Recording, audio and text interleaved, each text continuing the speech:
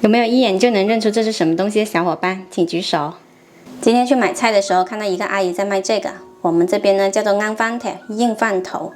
这是野生的土茯苓，这表面有一层泥沙，要给它刷干净。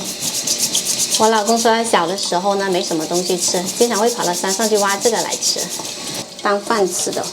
其实它的祛湿效果是很好的。这种土茯苓呢，在超市的那些卖汤料的地方也可以买得到的，那种是干的，切成片的。土茯苓洗好了之后呢，给它切成小块。啊，切不动，我还是砍好了。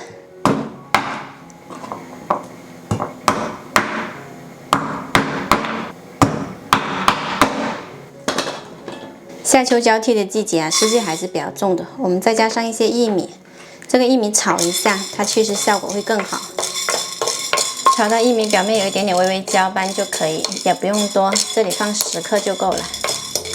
另外我还准备了15克赤小豆，把2种豆子呢加在一起，用清水给它清洗一下。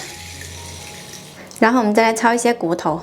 煲这个土茯苓汤呢，我们要用这种油脂没那么多的骨头。就像这种脊骨啊、排骨都是可以的，加入生姜跟料酒去腥。这血骨呢，焯水之前洗干净，焯的时候把浮沫撇去，现在就不用再冲洗了，直接捞出来用。煲汤最好用砂锅，它煲出来的汤呢才香。土茯苓也加进来，然后就是这个薏米跟赤豆。一般呢，我们还会搭配着五子毛桃一起煲。这几款食材呢，它都是祛湿的。加入适量开水，它比较容易煮开。最后来一块姜，大火煮开转小火煲90分钟。汤煲好了，我们来加一点点盐调一下味。口味淡的朋友呢，可以不加盐。这个汤不加盐，它也很好喝。这碗汤呢，它喝起来清香中带着一点点甘甜，在梅州叫它是长寿汤。